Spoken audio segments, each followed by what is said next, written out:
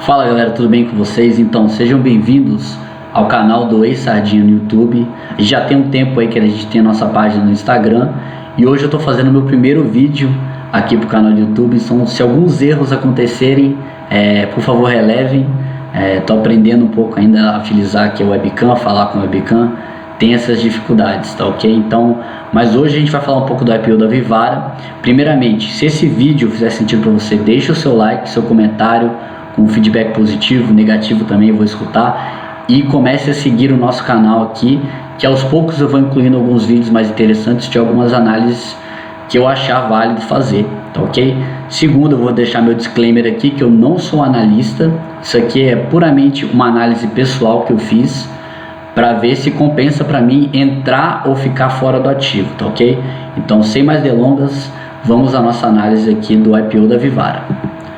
Certo, então como que eu dividi essa nossa análise? Primeiro a gente vai falar um pouco dos dados da empresa, segundamente dos dados do IPO, terceiro eu vou fazer uma análise fundamentalista bem breve aqui da empresa, falando dos objetivos, uma análise financeira do que eu achei relevante, dos poucos dados que eles ofereceram no mercado, né, que eles vão entrar agora pelo IPO, e por último a gente vai fazer um comparativo dos múltiplos, tanto da Vivara na área de varejo, como também de alguns semelhantes, empresas internacionais semelhantes, no caso mais voltado para Tiffany, tá ok?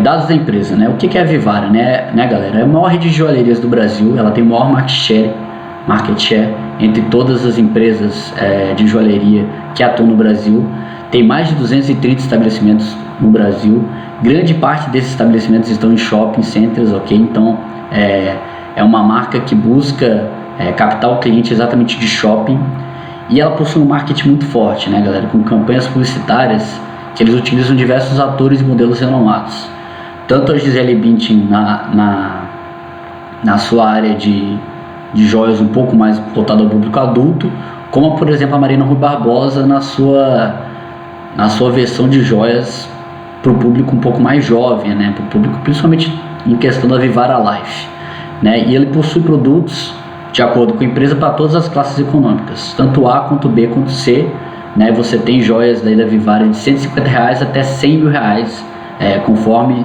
informações que foram disponibilizadas pela própria empresa.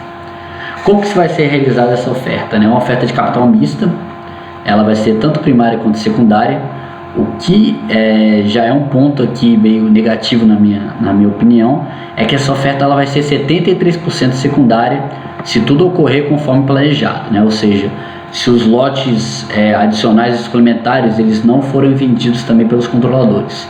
Ou seja, ela vai ser 73% secundária no mínimo, né? E o que é uma oferta secundária?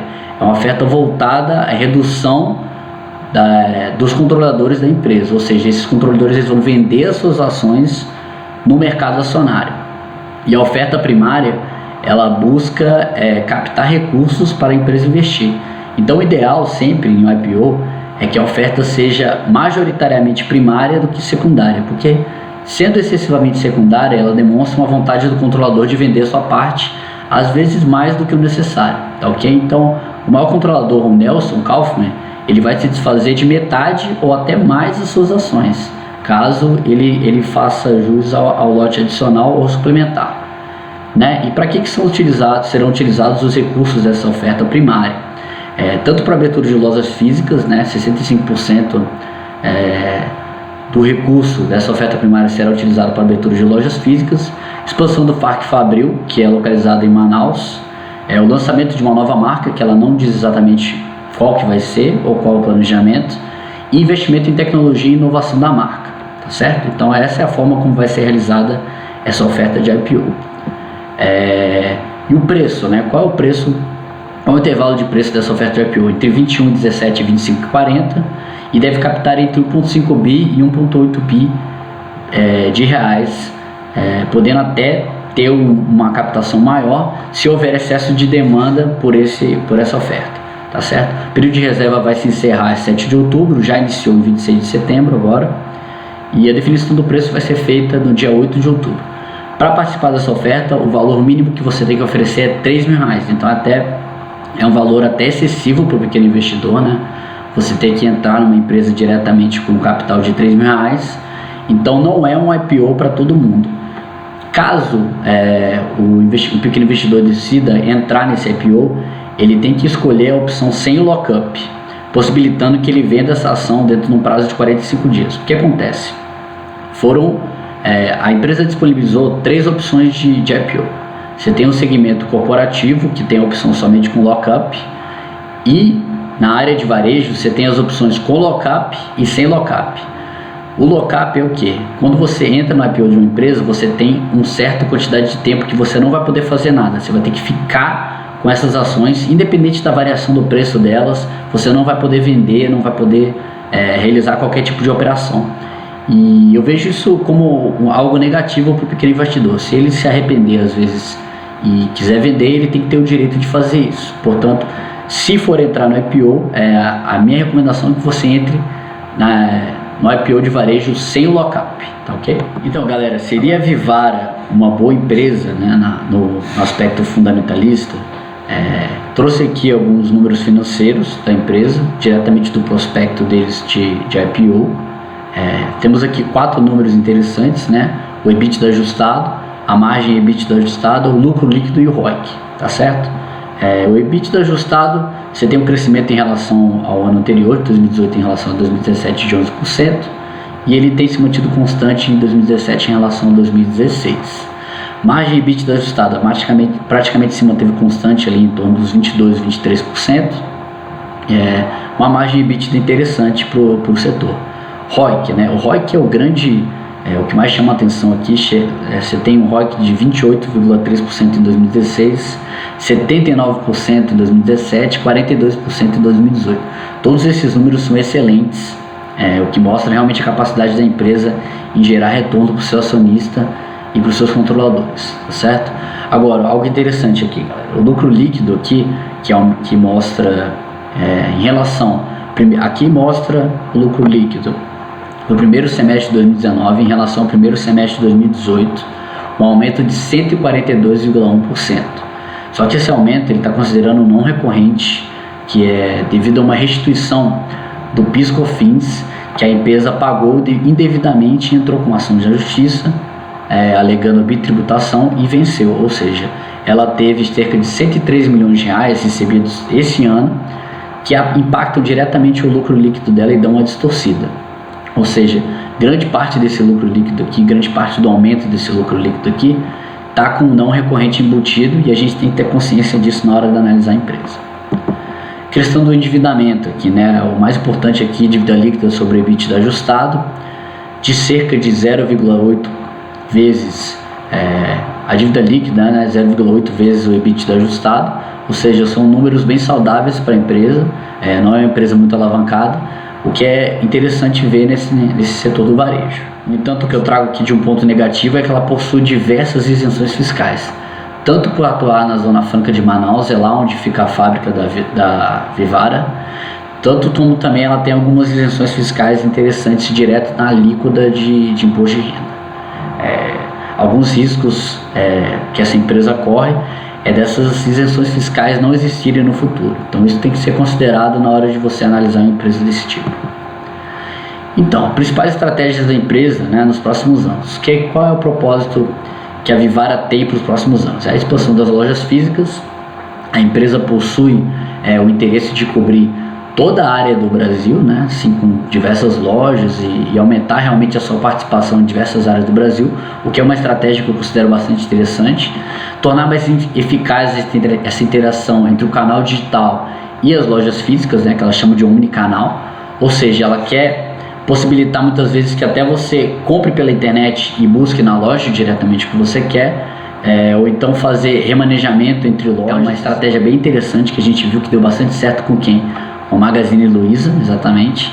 E os pontos fortes da empresa, né? Ela é líder em market share no Brasil e tem uma estrutura verticalizada a forma como ela atua de forma verticalizada em seu nicho, ou seja, ela faz desde a criação da joia, do design da joia, até a distribuição e então até a venda, ou seja, ela tem um controle de qualidade ao longo de todas as etapas do seu produto, o que é algo interessante para uma empresa, principalmente uma empresa que trabalha com artigos de luxo desse tipo, né, de joias, porque o consumidor geralmente ele tem uma um apelo grande por qualidade. Então, se a empresa ela faz todas as etapas do seu produto, ela consegue manter uma qualidade maior ao longo de toda a produção do seu produto, tá certo? Ou seja, respondendo a questão, a Vivara é uma boa empresa?